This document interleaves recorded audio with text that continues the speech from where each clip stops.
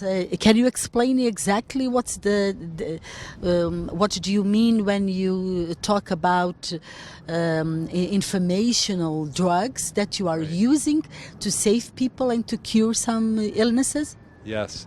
The informational therapies have become possible now because informational therapies have become possible because we now know a lot about genetics of the human. We have the whole genome sequence, and what the genome is basically instructions. It's information for how to make a human, or how to make a cell or a brain or a heart. And so when people get sick now, especially cancer, but all kinds of developmental or genetic disorders, we don't just try to treat their illness, we actually find out what's wrong at the information level. Why are they sick?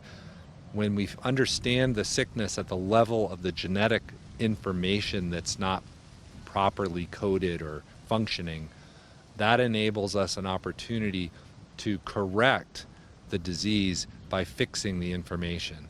But can you explain, please, the way how it works? People are injected, or they take a pill that brings this information, and how it works in our body. Well, all of our, as you can imagine, we're complicated organisms. Trees and plants, they're complicated too, and all life handles information very, very efficiently, and living things have clever ways of handling information. They use what we would call a search engine, like Google. The cells in every living thing have a search engine of their own, and they use it to find information because there's so much information in the cell.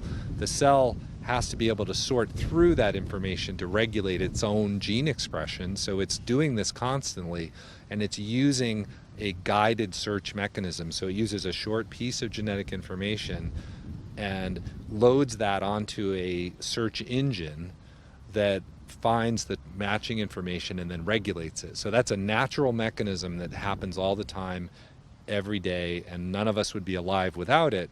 But we discovered it in this little tiny worm. We discovered this search engine mechanism. But what was really exciting is that we realized that we could artificially make a genetic sequence and give it to the animal, and the animal would initiate a search for us, would find the matching gene and would regulate that gene for us. So we were able to enter a search query into the Google of the cell of this animal. And it turned out that we made that discovery in 1998, but in the next few years we discovered that the mechanism was conserved, meaning humans have the same mechanism as these tiny little worms, exactly the same in almost every way. The basic fundamental search mechanism was present, and meaning that if we could figure out how to configure a search query for the human and give it to a human successfully, we could then correct a genetic information defect using a drug made out of a short piece of genetic information. So an informational drug is basically like, if part of a sentence is missing, you can put it back in with this informational drug, this informational therapy. You can correct the genetic disorder that way. So it has a lot of potential to become a therapy that could be very helpful to many, many people. But it's the challenge is delivering it back and getting it to be functional. And how successful have you been with these new therapies and drugs? Well, there has been a multi-billion-dollar investment by both private venture and now the stock market. There are billion-dollar companies that are traded, multi-billion-dollar companies that are making these types of siRNA. We call them SI for small interfering RNA. RNA is the genetic information, but basically they're informational drugs. So these companies now are making these drugs and testing them as therapies for different types of disease. And the first drug was approved last year, and the patients who were treated have an otherwise fatal disease called amyloidosis. And the drug is able to target the gene that's one of the genes that's causing this overabundance of this accumulation of amyloid in their cells and correct it. These patients normally decline, have terrible prognosis, and die within their early 40s, and if not earlier. And so far, the clinical trials were such a success that the patients have already reported, feeling improvement, and the prognosis is that it may be a curative therapy in the sense that it restores normal function. And it's still early to say for sure, but it's possible that these patients, like a diabetic, will just have an injection every few months. When in diabetics they have it every day, but in this case the injection is only necessary every month or 3 months or 6 months to a year even. So it's a therapy that allows a patient to hopefully have a normal life after they initiate the treatment. But if they stop the treatment, they'll get sick again. So it's not a cure. It's almost like a vaccine where you have to be vaccinated for the flu every year. So, and what kind of illnesses are you able to cure? Right now, most of the diseases that are being targeted are in the liver, because the liver is very easy to deliver the drug to. The informational drug is a fairly big molecule, so when you give it to the patient, it sort of naturally goes into the bloodstream, and then it gets into the liver, and it gets taken up by liver cells, so they're easy to deliver to. But any tissue where you can deliver this so every single cell has the search engine in it. So for example, the brain, the cells in the brain, the neurons, they all have this mechanism. And recently a colleague of mine developed a therapy that delivers, or a delivery method that allows us to get the informational therapy into the brain very beautifully everywhere in the brain. So we're hopeful that we'll be able to treat Alzheimer's disease and Parkinson's and a whole variety of other genetic disorders of the brain. Can you recall, please, for us the moment when you received the news that you were the Nobel Prize winner in medicine in 2006? I can imagine a very interesting story about it. It was it was a big surprise, because it was only 8 years after our paper that was cited by the Nobel Committee from 1998, so we didn't expect it. And I know, in fact, the day before the night when the phone call came, I was sailing my sailboat, and it was very, very windy, and I capsized it. I tipped over, and I had to be rescued by another boat.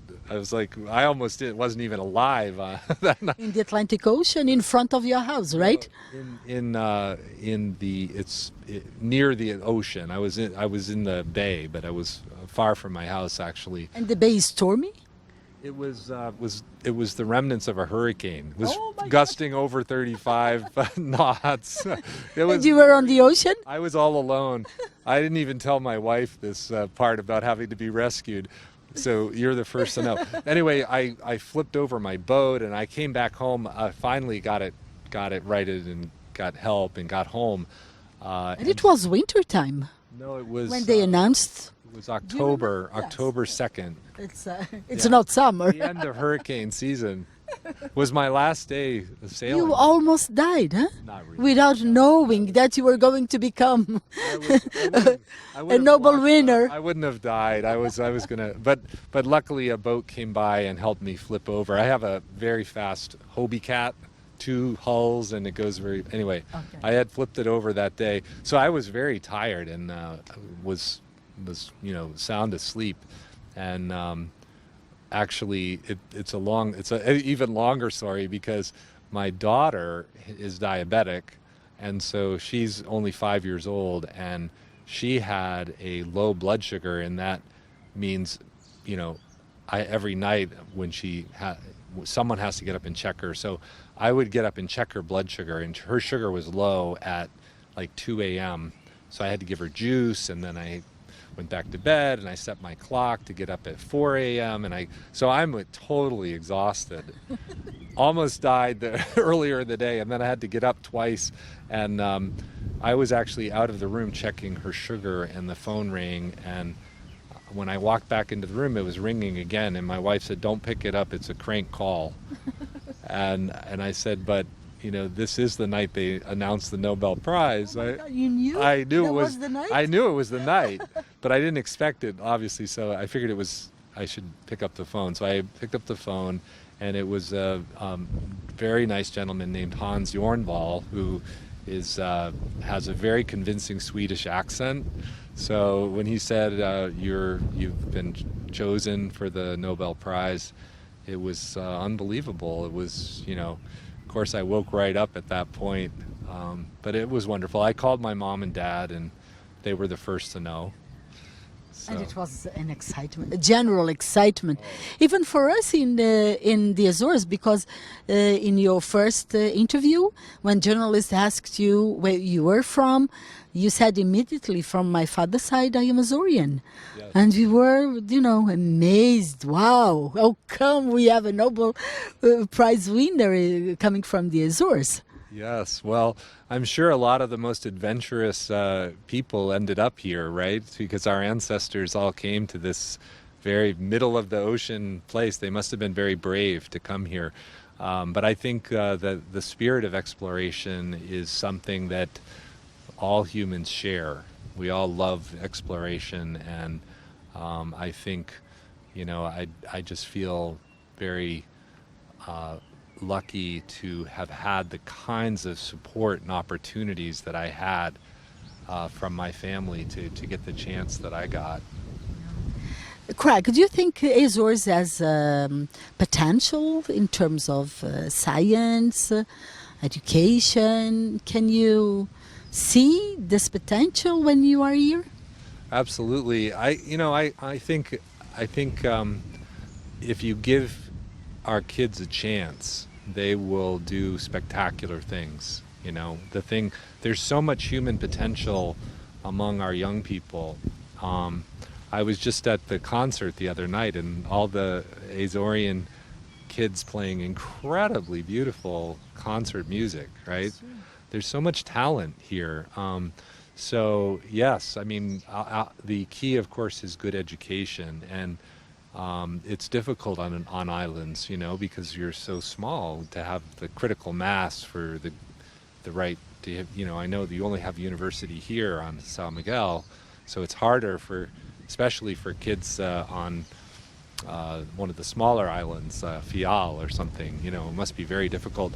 But I think with the internet, the opportunity for kids to explore and to learn, and with good training or teaching programs that would help kids, I think all the islands can contribute to science worldwide. I mean, now everyone's connected. So of course the Azores are connected, and I hope the young people in the Azores are feeling like they can do anything, because they can. And I think that the island here, all these islands, are also an opportunity for human beings to learn to live more in a sustainable way, you know, because our civilization is not well balanced with nature, as we all know, and your islands, you feel that more because you're small.